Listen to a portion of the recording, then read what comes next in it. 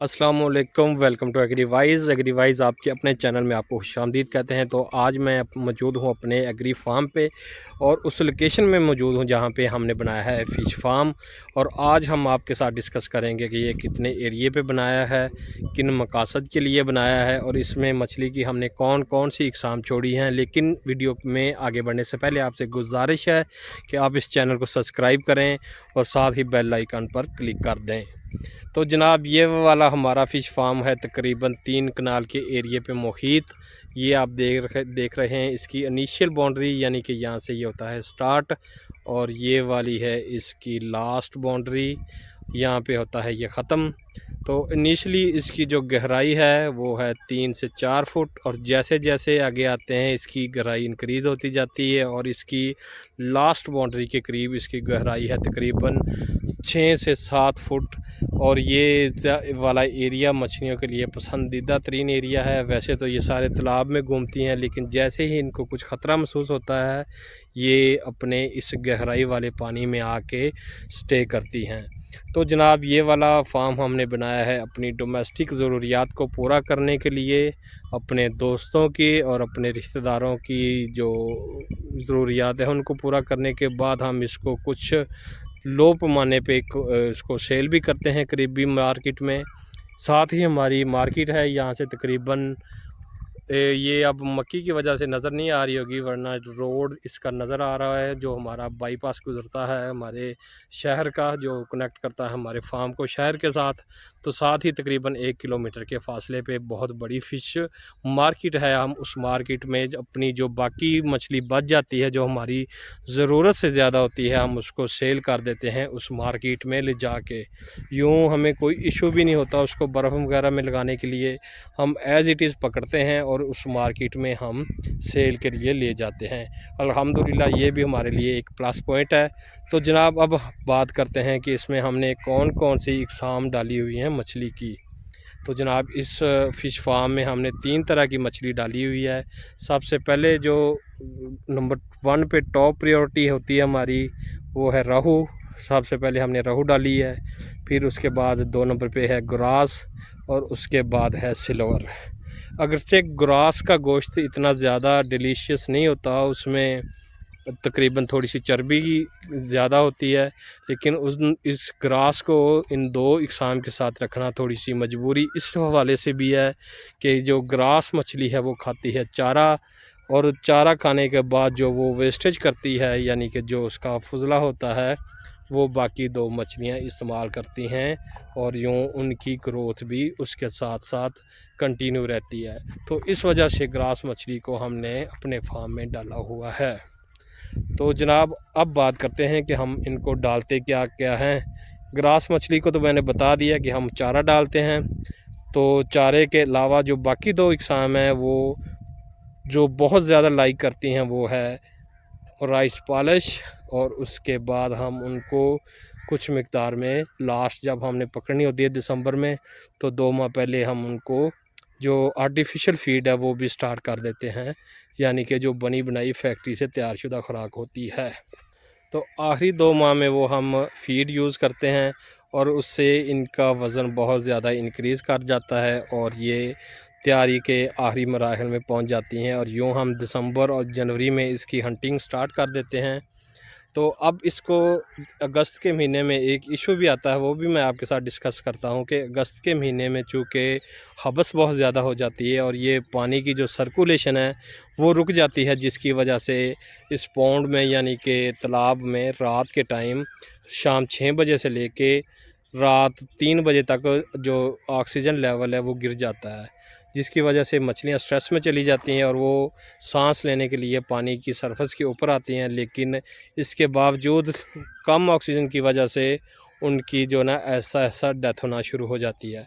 तो इस प्रॉब्लम से निपटने के लिए हम पानी में जो ना बुझा हुआ चूना फ्लड करते हैं, उसको एक बैग में जो यूरिया वगैरह का बैग होता है प्लास्टिक का, उसमें डाल के सारे तालाब में स्कैटर्ड करते हैं, घुमाते हैं। और इस तरह इस प्रोसेस से जो तालाब का ऑक्सीजन लेवल है वो पूरा हो जाता है, और साथ में जो अमोनिया गैस जो तालाब की सरफस के नीचे होती है वो भी खारिज हो जाती है, और ये तालाब और मछलियाँ दोबारा फ्रेश हालत में आ जाती हैं। तो अब मैं आपको दिखाता हूँ इनको खुराक डालने का प्रोसेस। तो चलते हैं अपने स्टोर रूम की तरफ जहाँ पे इनकी खुराक पड़ी हुई है, और वहाँ से लेके आते हैं और आपको दिखाते हैं कि किस तरह ये अपनी खुराक खाती हैं, और माशाल्लाह ये फिर कितनी प्यारी लगती हैं, और उसके बाद ये किस तरह अटकेलियाँ करती हैं। तो चलते हैं स्टोर रूम की तरफ और वहाँ से लेके आते हैं मछलियों की खुराक। तो खुराक हम ले आए हैं स्टोर रूम से। ये एक्चुअली है चोकर। तो राइस पॉलिश हो चुकी है ख़त्म, तो वो अब इंशाल्लाह कल हम स्टॉक ले आएंगे शेलर से। तो अभी जो हम लेके आए थे एमरजेंसी में वो फिर वो चोकर लेके आए थे ताकि तब तक गुजारा हो सके। ये भी चोकर भी मछलियाँ शौक़ से खाती हैं, लेकिन चूँकि राइस पॉलिश में जो प्रोटीन लेवल है उसका हाई होता है, तो वो उसकी ग्रोथ में भी बहुत ज़्यादा इफ़ेक्टिव होती है। तो अभी हम डालते हैं ये वाली चोकर और आपको दिखाते हैं कि कैसे मछलियाँ ऊपर आएंगी और इसको खाना स्टार्ट करेंगी। तो जनाब ये देखें,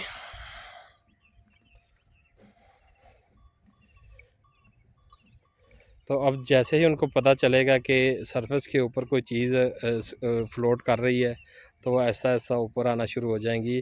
और तब तक के लिए मैं अपनी वॉइस को बंद कर दूंगा, क्योंकि ये वॉइस के हवाले से बहुत सेंसिटिव होती हैं।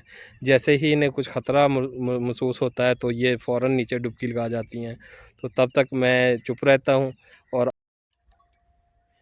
ये तो आप देख सकते हैं माशाल्लाह सारी मछलियाँ ऊपर आ चुकी हैं अपनी खुराक को खाने के लिए। और जैसे ही इनको कुछ ख़तरे की बू महसूस होती है तो ये नीचे चली जाती हैं पानी की डेप्थ में, और जब इनको लगता है कि अब हमारे लिए एनवायरनमेंट साजगार हो गया है तो ये दोबारा ऊपर खाने के लिए आ जाती हैं। आप देख सकते हैं माशाल्लाह ये कितनी प्यारी लग रही हैं। ये देखें, ये आलमोस्ट पूरे तालाब में स्कैटर्ड हुई हैं, सारे तालाब में ये फैली हुई हैं और अपनी खुराक को हासिल कर रही हैं, आप देख सकते हैं। और साथ में ये लहरें भी क्रिएट कर रही हैं, जो कि एक प्लस पॉइंट है जो तालाब की ऑक्सीजन लेवल को मेंटेन करने के लिए। तो जब ये लहरें रुक जाती हैं तो हम आर्टिफिशली इनको जनरेट करते हैं। कुछ बफलोज़ वगैरह पानी में छोड़ते हैं, जो पानी में जब चलती हैं तो ये वेव्स इंक्रीज़ होती हैं, क्रिएट होती हैं, और फिर ये जो ऑक्सीजन लेवल है ये इंक्रीज़ करता है तालाब में। और यूँ ये एक इफ़ेक्ट करता है बहुत ज़्यादा मछली की ग्रोथ के लिए, क्योंकि ऑक्सीजन लेवल उसका मेंटेन होगा तो मछली ग्रो करेगी, वरना मछली स्ट्रेस में चली जाएगी और उसकी ग्रोथ रुक जाएगी। ये देखें माशाल्लाह, मैं आपको जूम करके दिखाता हूँ।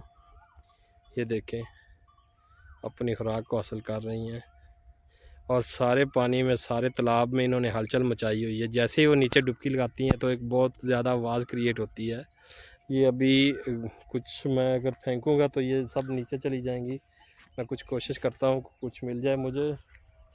तो हम ये पकड़ते हैं, ये देखें अब सारी ऊपर है। ये वाला मैं फेंकता हूँ जिससे होपफुली ये सब नीचे चली जाएंगी।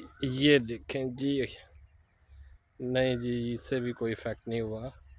तो मेरी आवाज़ भी इतनी ज़्यादा नहीं है कि ये उस आवाज़ से नीचे चली जाएं।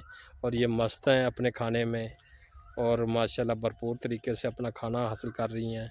तो मैं आपसे रिक्वेस्ट करता हूं कि अगर आप भी एक फार्मर हैं, या आपके पास भी 2-3 कनाल जो है वो पड़ी हुई है, लैंड स्पेयर पड़ी है जो किसी भी इस्तेमाल में नहीं, तो आप वहाँ पे फ़िश फार्म बनाएं, अपनी फैमिली की प्रोटीन की ज़रूरियात पूरी करें, और उसको कमर्शियल लेवल पे भी तैयार करें, और अपनी अर्निंग का फ़िश को एक ज़रिया बनाएं। इस तरह आप अपने मुल्क की भी खिदमत करेंगे और अपने लोगों की भी, और उनको प्रोटीन खिला के। तो अगर आपको ये वीडियो अच्छी लगी, ये आपके लिए एक मोटिवेशनल, अगर वीडियो आप समझते हैं कि हमारे लिए एक मोटिवेशनल वीडियो है, तो आप इस चैनल को सब्सक्राइब करें और साथ ही बेल आइकन पर क्लिक करें। अगली वीडियो तक के लिए अल्लाह हाफिज़, टाटा, बाय बाय।